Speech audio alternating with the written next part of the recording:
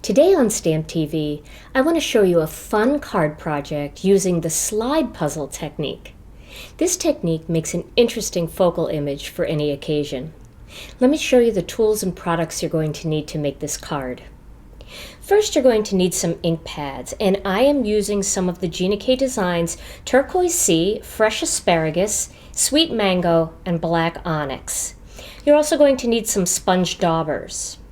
Then you're going to need a Versamark pad. So I have one of those right here because I'm going to do a little bit of embossing. Here I have an anti-static pad, and this is to remove static or any oils or debris that gets on the surface of your card prior to you stamping, so your embossing powder only sticks to your ink and not to anything else. I'm also using some of the Ranger Superfine Detail Clear Powder and 2 Spellbinders Standard Ovals dies. Now for stamps, I'm using a couple of the stamps from the brand new StampTV kit. This is from the Journey of the Heart StampTV kit.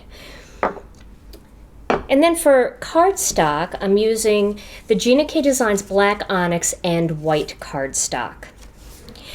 I'm also going to use a Cuttlebug and an embossing tool, which I will bring out in just a little bit.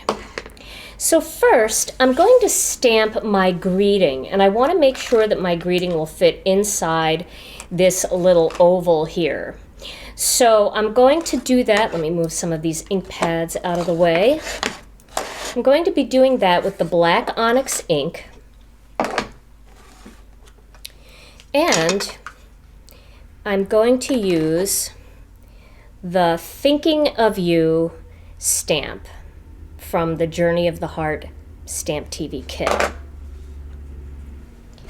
So I'll do that in black right down here so it conserves some paper. I can reuse this piece. Let's just make sure that fits nicely, and it sure does. So I'll put that aside and just let that thoroughly dry. Now my next step is I have a piece of cardstock here that measures 3.5 by 4.5. Now this piece of cardstock is going to be embossed, so I'm going to start by using the anti-static pad all over the surface. Excuse my band-aid on my finger. For those of you who follow me on Facebook and on Instagram and stuff, you know I cut my finger pretty bad the other day cooking. So I won't be doing that anymore. Okay, so here is this beautiful sprig. It almost looks like a fern leaf. And I'm going to ink that up real well with some Versamark ink. And I'm going to begin to stamp these images randomly all over this piece of cardstock. So I'll start over here. And then I know you can't really see it where you are. The camera's not really picking it up, but when you're working on this in real life, the Versamark leaves a watermark behind, so you are able to see where you've stamped. And if you're having a little bit of trouble, all you have to do is just tilt the cardstock a little bit and you can see the shine in the light. All right, we'll do one here. And it's okay if some of these little sprigs overlap, that's not a problem. But do turn your stamp as you go, and this way it creates less of a patterned look. Now I'm just going to look at that to see where my last one is. It would probably be a good idea if I put my glasses on. I could probably see a lot better. I think I will do that. Let's put those on. Oh yes, now I can see much better. Okay, almost done, just a couple more to go. Put one, I think I'll bring one in like this with the stem, like that. I really want these to be mixed up looking. And then just one up here in the corner, coming in. There we go. So now I have this white piece of cardstock, and trust me, it's all stamped up with this little fern. So now I'm going to grab a piece of cardstock, another piece of cardstock, and my white or clear embossing powder. It looks white, so everything looks white here. And I'm going to sprinkle that powder all over the surface of this card.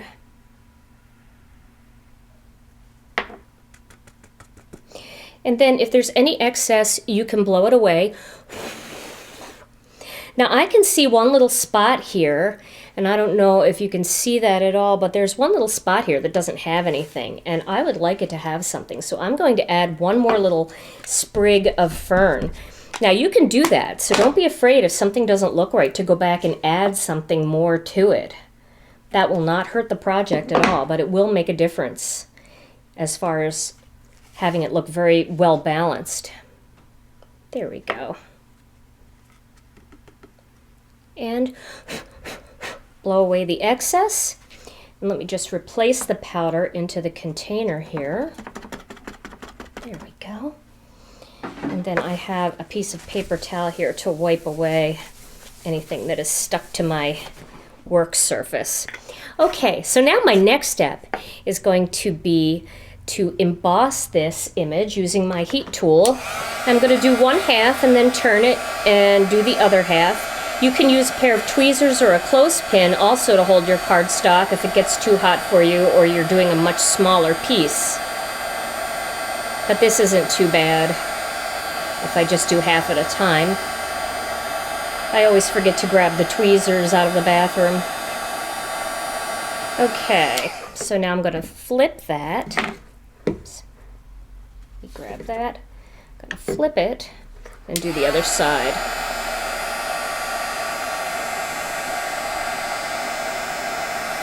And once that turns shiny, it is done, especially with the detail embossing powder. You don't want to overheat it because you don't want to burn it or it kind of ruins the technique. Okay, so now that my ferns are all embossed, I'm going to start with some Turquoise Sea. And I'm going to ink this up using a sponge dauber. So I have a sponge dauber here. Now I'm going to randomly ink certain areas. So I'm going to come in off the side a little bit here, like that. Now you can see the ferns coming up. Aren't they pretty? And then I'll do a little bit over here.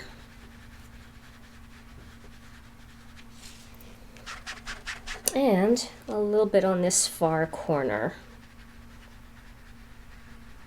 Like that. So that's my first color. My next color is going to be the fresh asparagus.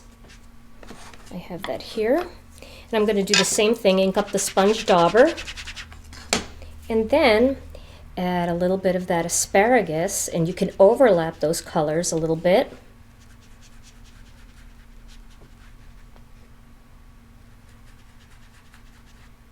Just like that. And then my last color is going to be the sweet mango. So I have that here. And once again, ink up the sponge dauber and finish it off.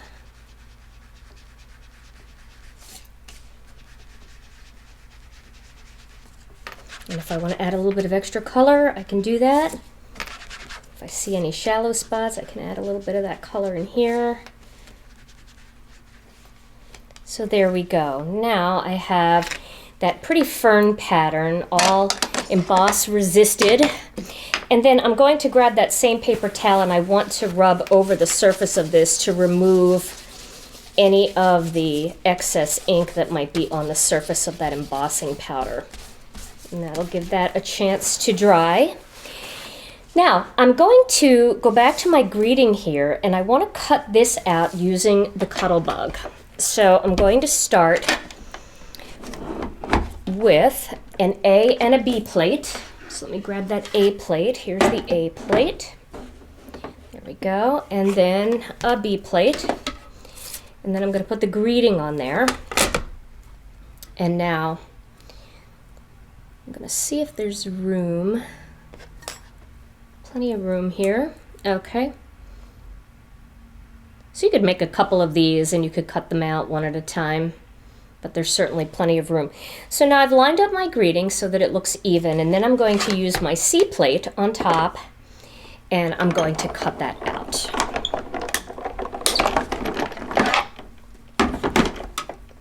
Then I'm going to flip it over, punch that part out, and I'll save this piece for another card project. Then I'm going to use my rubber mat on top and another B plate. And then I use a piece of chipboard on top just to tighten it up a little bit. You may not need the chipboard, just check. If you do, you can add a little piece of chipboard or a couple pieces of cardstock, but every Cuttlebug's a little bit different. All right, so there is the greeting ready. Now I'm also going to cut a piece of black with this larger oval. And again, I'm gonna be frugal with my cardstock so that I can use that on another one. And I'm going to cut that out using the B plate on the bottom and C plate on the top. And I don't need to do anything else with that. That one is ready to go. All right, my next step is going to be to shade this greeting a little bit. I want to grab that Turquoise C ink pad, and I want to add a little bit of shading inside so that it gives it almost the look of an extra layer. So I'm going to ink up that sponge dauber and then gently bring some color in from outside of that die, just like this. This way I don't have any big sponge marks on there, just a light mist of color, almost like it's airbrushed on. There we go. And then once again, I'm going to clean up that area so that I don't get that on any of my pieces of cardstock that I'm working on, and I can pop that out. You see how pretty that is? It's nice and vibrant. All right, and then I want to assemble this card using some mono adhesive. So I'm going to put these two pieces together and get this all ready to go.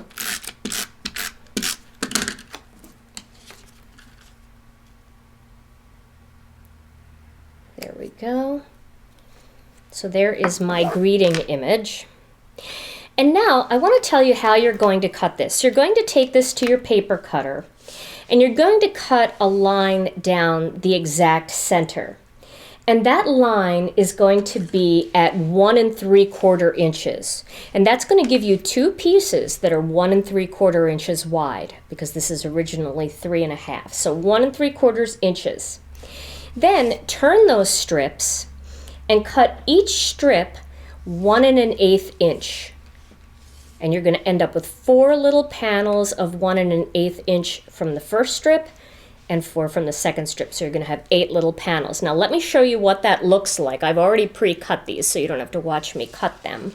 But you can see this is what it looks like. And this is kind of that window pane technique where you spread out the pieces, but they still make a complete picture. You can see where the ferns would be connected, but you have like the window pane or the grill in between, so that makes it appear as though you're gazing out a window. Well, with the slide puzzle technique, do you remember those slide puzzles where you used to get them and they were a picture, but they were all mixed up and you had to kind of push them over and up and down to create the picture? So we're going to do that same kind of thing. We're going to mix these all up so that they're not in the right order. And this way it's going to look a lot more jumbled and a lot busier. So we'll put one here and one here, and you can see that they don't go together. In fact, let's put an orange one in there. So we have that little bit of sweet mango sticking out. We'll put that there. And then this one, we can turn it, put it here. No, let's turn it back. So you can kind of decide how mixed up you want it to look. I kind of like it all being really kind of crazy. I'll put that one here. This one.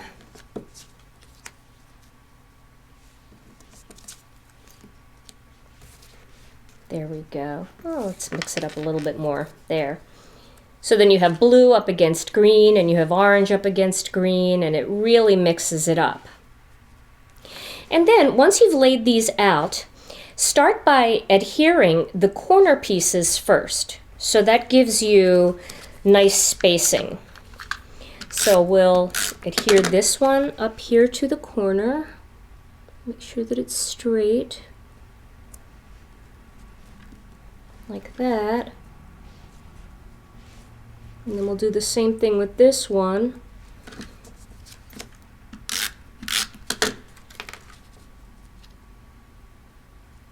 Make sure that that's straight. And then you can position these two so that they're even. You see how that is? Like that. So we'll do the same thing for the bottom. We'll position that one.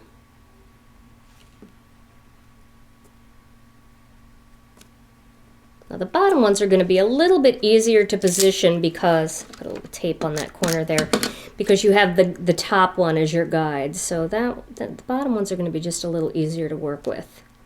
There we go. Let's stick these top two on.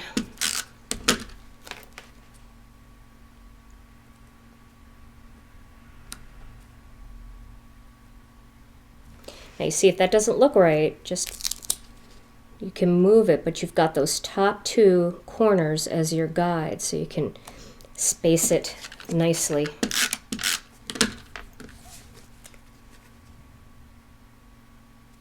There we go.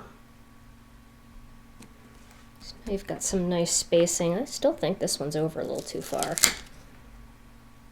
There we go. That looks better.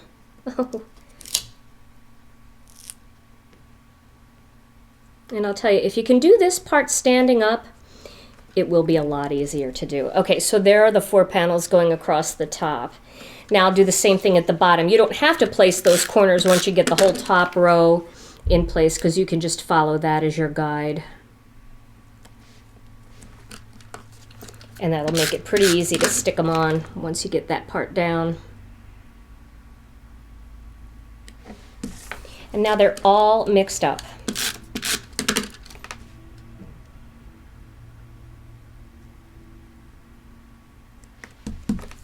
And this panel is going to go onto a white card base. And then this I'm going to put on top with some pop dots. Now let me show you my finished card, because I already completed this, and I kind of off-centered the greeting there. I kind of like the way that looks. But here's my finished card project, and you can see how interesting this design becomes because none of the patterns are going exactly the same way. So it's much more interesting. It's a little bit of a wilder card. So there is my finished card project.